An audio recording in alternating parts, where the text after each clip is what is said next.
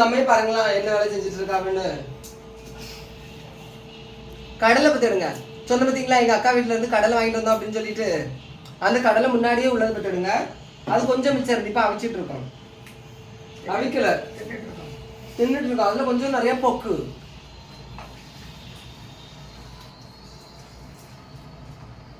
பாருங்க. இதுனாக்கா அம்மா எங்க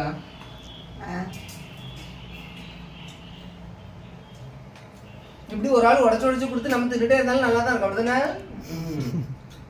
எங்கம்மா வீடியோ முடிச்ச உடனே என்ன ஆசோவா பாருங்க.